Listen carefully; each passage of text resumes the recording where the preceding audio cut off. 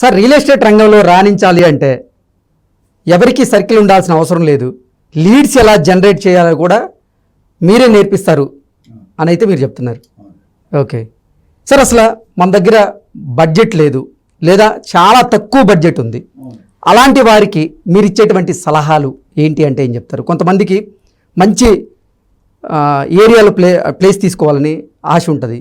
Sir ఇందాక మనం మాట్లాడుకున్నట్లుగా ప్రతి సామాన్యుడికి ఏంటంటే సొంతింటి నిర్మాణం అనేది, సొంతింటి స్థలం అనేది ఒక జీవిత లక్ష్యంగా, ఒక కళగా మిగిలిపోతుంది. కొంతమంది దగ్గర ఆ కళను సాకారం చేసుకోవడానికి డబ్బులు ఉండొచ్చు, కొంతమంది దగ్గర డబ్బులు ఉండకపోవచ్చు, కొంతమంది దగ్గర మరీ తక్కువ డబ్బులు ఉండొచ్చు.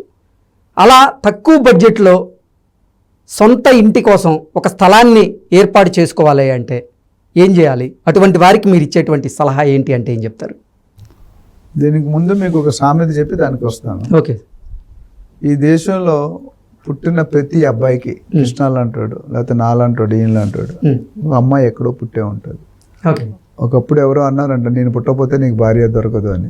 అది రాంగ్. ఈ అమ్మాయి కాదు ఇంకో అమ్మాయి, ఇంకో అమ్మాయి కాదు ఇంకో అమ్మాయి, అలాగే అమ్మాయికి అబ్బాయి దొరుకుతాడు. ఎక్కడో రాసి పెట్టి ఉంటుంది. అది ప్రపంచంలో ఉందా, ఇండియాలో ఉందా, అమలాపురంలో ఉందా మనకు తెలియదు. ఒకటి. సో ఇది ఎందుకు చెప్తున్నానంటే మీరు అడిగిన క్వశ్చన్ లింక్ చేస్తున్నాను. మన Hyderabad one of the fastest city growing in India and lowest effort, అంటే అఫోర్డబుల్ రేట్లో చాలా తక్కువ రేటుకి అమ్మే దొరికేది రియల్ ఎస్టేట్ మందే. మనకు ఉన్న అడ్వాంటేజ్ అంటే హైదరాబాద్కి 4 పక్కల గ్రో అవుతుంది. The best. చెన్నై కానీ ముంబై కానీ ఈ అవకాశాలు లేవు, ఎందుకంటే బాంబే కానీ సీ అంటే ఓషన్. సో దానివల్ల ఏమవుతుంది, మన హైదరాబాద్కి ప్రతి ఒక్కటి చూపు హైదరాబాద్ అనేది పడింది. ఇప్పుడు చాలా మంది ఏమనుకుంటే మన గవర్నమెంట్ వచ్చింది కదా మార్కెట్ పడిపోద్ది అంటే, ఎందుకు పడిపోతుంది? మన లోకల్ కొనేవాళ్ళు 20-30%, 70% బయట వాళ్ళు కొన్న. వాడికి ఏం జరుగుతుందో తెలియదు. ఇక్కడ హైదరాబాద్ అనేది మీరు చూసుకుంటే మెనూస్లో, హోటల్ మెనూస్లో చూసుకుంటే ప్రపంచంలో ఎక్కడికెళ్ళినా హైదరాబాద్ బిర్యానీ అని పెడతాడు. గుజరాత్ బిర్యానీ, రాజస్థాన్ బిర్యానీ ఎక్కడ చూసారు మీరు? బట్ హైదరాబాద్ బిర్యానీ వరల్డ్, అమెరికాలో ఉంటుంది. అవును, that is the famous. So Hyderabad 3 ఆటలకి ఫేమస్ అని చెప్తుంటారు జనరల్గా. Number 1 Hyderabad biryani, Paradise. Number 2 Karachi biscuits.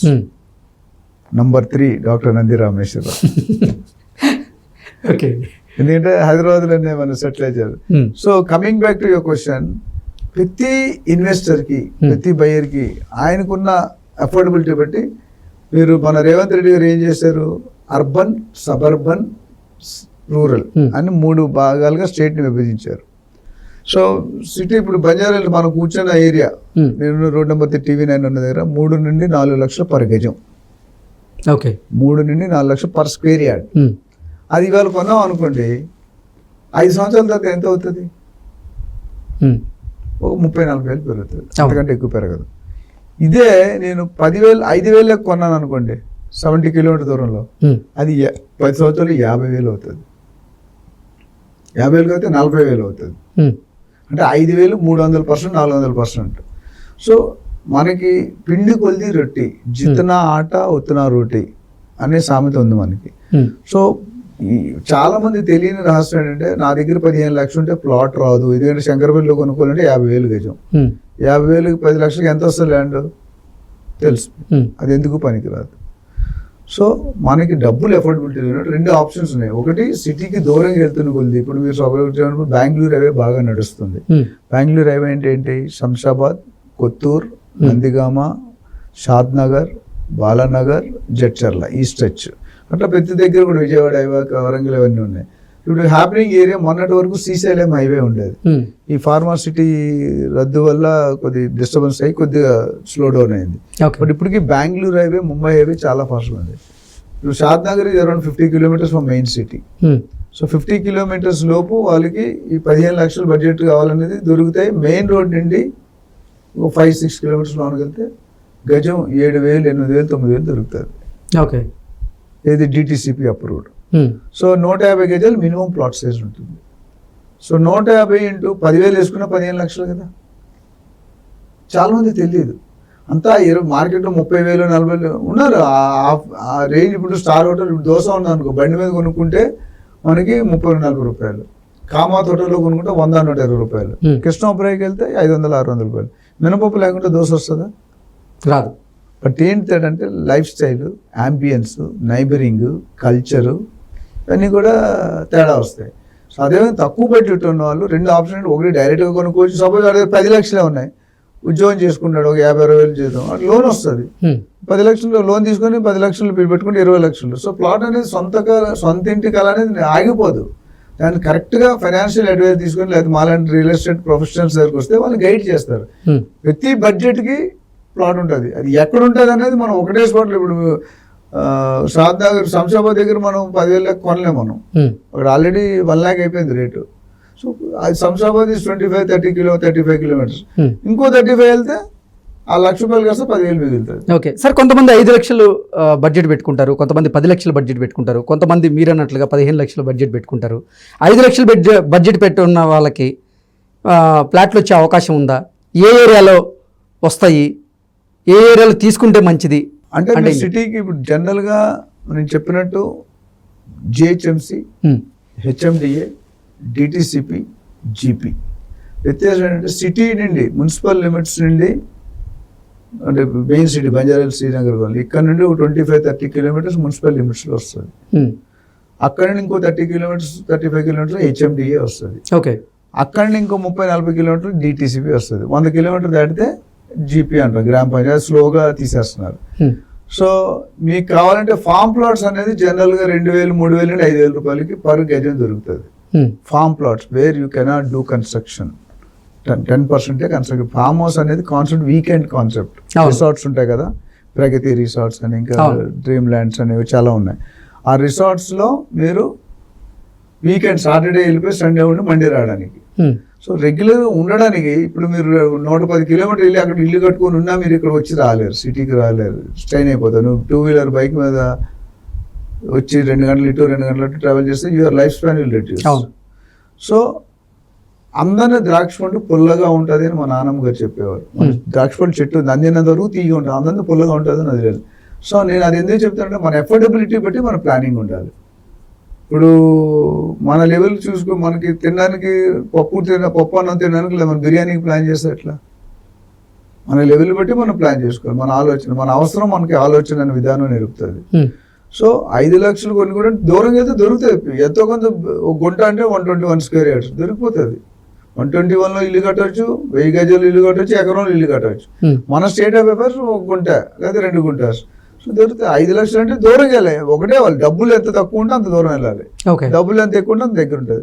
So వాళ్ళకి ఎక్కడ ఉంటాయి, ఏం దొరుకుతాయి అనే దానికి వాళ్ళకి గైడెన్స్ కావాలంటే మనం సంప్రదిస్తే మనం వాళ్ళకి గైడ్ చేస్తాం. మనకు అపాయింట్మెంట్ తీసుకోవాలి, 1 hour slot, few nominal fee ఉంటుంది సీరియస్నెస్ చూడడానికి. వాళ్ళకి 1 hour స్పెండ్ చేసి వాళ్ళ ప్లానింగ్ ఏంటి, అసలు శాలరీ ఉందా, లోన్ వస్తుందా, సిబిల్ రేటింగ్ ఏంటి, ఇవన్నీ చూసి వాళ్ళు కరెక్ట్ గైడెన్స్ ఇచ్చి, ఒకవేళ వాళ్ళ చేతిలో 5 లక్షలు ఉంటే 5 లక్షలు లోన్ తీసుకునేటట్టు ప్లాన్ చేసి 5 లక్షలు ఉంటే 10 లక్షలు లోన్ వస్తుంది. అప్పుడు కూడా 150 సిటీలో అంటే 60-70 కిలోమీటర్లు దొరికిపోతుంది మీకు. ఓకే. సో హైవే ఫేసింగ్ ఎప్పుడు కూడా ఎక్కువ ఉంటుంది. హైవే నుండి లోన్కి వెళ్తే రేట్ తగ్గుతుంది. ఇప్పుడు for example main highway commercial 30,000 ఉంది, 1 kilometer వెళ్తే 15,000 ఉంది, 3-4 kilometers వెళ్తే 8,000 ఉంది, 10 kilometers వెళ్తే 3,000 ఉంది. So it depends upon what is their affordability. Okay sir, బ్రతుకుదేరు కోసం ఎన్నో రాష్ట్రాల నుంచి చాలామంది పేదవారు హైదరాబాద్కి వస్తారు. హైదరాబాద్లో కొంతమంది జాబ్ చేస్తూ ఉంటారు, కొంతమంది కూలి పనులు చేసుకునే వాళ్ళు ఉంటారు, కొంతమంది మిడిల్ క్లాస్ వాళ్ళు 50,000 పైగా సంపాదించుకునే వాళ్ళు కొంతమంది ఉంటారు. ఇలా అంటే ప్రతి ఒక్కరికి కూడా ఇందాక మనం మాట్లాడుకున్నట్లుగా ఏదో ఒక ప్లేస్లో స్థలం కొనుక్కోవాలి, ఒక ఏరియాలో. అక్కడ మనం కొన్ని సంవత్సరాల తర్వాత అయినా ఇంటిని నిర్మించుకోవాలనే కళ అయితే ఉంటుంది. 20,000 నుంచి తీసుకోండి శాలరీ, ప్రతి నెల 20,000 వచ్చేవాళ్ళు ఉన్నారు ఎంప్లాయీస్. వాళ్ళు ఎలా ప్లాన్ చేసుకుంటే ఇప్పుడున్నటువంటి పరిస్థితుల్లో ఏ ఏరియాల్లో ఎంత ప్లేస్ తీసుకోవడానికి అవకాశం ఉంటుంది, వాళ్ళు ఎంత వెచ్చించాల్సిన పరిస్థితి ఉంది ఇప్పుడు అంటే ఏం చెప్తారు? ఇది చాలా మంచి ప్రశ్న కృష్ణ గారు. జనరల్గా ఈ రోజు 20,000 అనేది అసలు not to be considered salary. మీరు క్యాజువల్ లేబర్ పోయినా తాపీ వేస్తారు, రోజుకి 2,000, 30 రోజులు చేస్తే 50,000 వస్తుంది. అందులో వైఫ్ హస్బెండ్ కష్టపడతారు. సో మీరు చెప్పిన 20,000 ఇన్కమ్లో నాకు తెలిసి 90% బతకట్లేదు. ఎందుకంటే గవర్నమెంట్ కొన్ని స్కీమ్స్ ఇస్తున్నారు. సో యావరేజ్గా చూసుకుంటే 30-40,000 అయితే వైఫ్ అండ్ హస్బెండ్ కలిపి పక్కా వస్తుంది. లేబర్కి I'm telling the lowest cadre of labour. సరే, యువతలోనే అనుకోండి, ఇప్పుడు పేరెంట్స్ కష్టపడుతూ ఉంటారు, పేరెంట్స్ వెనకేస్తూ ఉంటారు. ఓకే, పేరెంట్స్ డబ్బులు నేను ఎందుకు తీసుకోవాలి, నాకై నేను నా జీవితాన్ని నేను బిల్డ్ చేసుకోవాలి అనుకునే ప్రతి ఒక్కరు కలగానే ఉంటారు. నేను భవిష్యత్తులో మంచి ఆలోచనలతో ఉన్నత స్థాయికి ఎదగాలి అంటే నేను ఇప్పటి నుంచే ఫౌండేషన్ వేసుకోవాలి అని ప్లాన్ చేసుకొని, కొంతమంది ఏంటంటే వాళ్ళకి వచ్చే శాలరీలోనే ఎంతో కొంత మంచి చేయొచ్చండి. ఇప్పుడు సపోజ్ 25,000 తీసుకుందాం ఎగ్జాంపుల్కి. ఒక అబ్బాయికి కొత్తగా డిగ్రీ అయిపోయింది, లేకపోతే ఇంటర్ అయిపోయింది, ఫ్యామిలీ వాళ్ళు జాబ్లో జాయిన్ అయ్యాడు, ఓ 25,000 వస్తుంది. ఇండివిజువల్ పెళ్లి కాబట్టి ఇక్కడ ఉద్యోగంకి పేయింగ్ గెస్ట్ హౌస్ కన్నా చేరుతాడు. గెస్ట్ హౌస్ ఎంత తీసుకుంటారు? 7,000, 6,000, 8,000 తీసుకుంటారు. ఒక 10,000 పెట్టుకోండి, ఇంకొక 5,000 అమ్మకి పంపించాలి, ఒక 10,000 సేవ్ చేయాలి. ఒక 5 నుండి 10,000 నెలకైతే సేవ్ చేయగలరు కదా. ఈ 5-10,000 ఏం చేయాలంటే రకరకాల ఇన్వెస్ట్మెంట్ ప్లాన్ ఉంటుంది. అది ఇక్కడ ఎంత డీటెయిల్గా చెప్పలేము. మేము ఒక ఇన్వెస్ట్మెంట్ అడ్వైస్ ఇస్తాం. అంటే ఇప్పుడు నీ దగ్గర నెలకి 10,000 నువ్వు సేవ్ చేయగలుగుతున్నావు, నెట్ సేవింగ్ 15,000 ఖర్చు అయిపోతుంది. 5,000 అమ్మకు పంపిస్తున్నావు, 10,000 నువ్వు వాడుకుంటున్నావు. నువ్వు పెళ్లి అయితే కాలేదు, పిల్లలు లేరు కాబట్టి వేరే హ్యాబిట్స్ ఏమి లేవు. ఈ 10,000ని ఒకే దగ్గర కాకుండా రియల్ ఎస్టేట్లో ఎంత పెట్టాలి, స్టాక్లో ఎంత పెట్టాలి, గోల్డ్లో ఎంత పెట్టాలి అనేది ప్లాన్ ఇస్తాం. ఎందుకంటే మనీని రొటేట్ చేయడం రావాలి. ఓకే, ఒక 5 ఇప్పుడు నెలకి 10,000 వేసుకుంటే సంవత్సరానికి 1,20,000, 5 సంవత్సరాలకి 6 లక్షలు, 10 సంవత్సరాలకి 12 లక్షలు. ఓకే, ఈ 12 లక్షలు చెప్పా 12 కాదు 15 లక్షలు అవుతుంది క్యూములేటివ్ ఇంట్రెస్ట్ కాబట్టి. సో 15 లక్షలు ఉందంటే నువ్వు అప్పటికి నీ శాలరీ 20,000 ఉంటుంది కదా, డెఫినెట్గా 60-70కి వెళ్తుంది. సో దీన్ని ఒక 5-10 years పుట్టగానే పిల్లన్నాడు, Rome is not built in one day. మీరు అన్నట్టు 20 years స్టార్ట్ చేస్తే 30-35 years కల్లా he will become at least 50 lakhs owner. Okay, so దాన్ని సేవ్ చేసే విధానం ఇంపార్టెంట్. తెలంగాణ ఇవ్వడం తప్పు కదా కానీ ఇచ్చే విధానం తప్పు అన్నారు.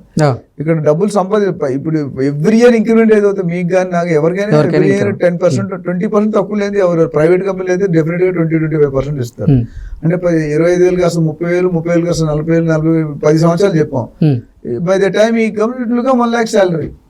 అప్పుడు ఆయన ఎక్కువ సేవ్ చేయగలుగుతాడు. పెళ్లి అయినా సరే కొద్దిగా ఖర్చు అయినా ఇంకా ఇప్పుడు 10,000 వదిలి 30,000, 40,000 సేవ్ చేస్తాడు. ఓకే.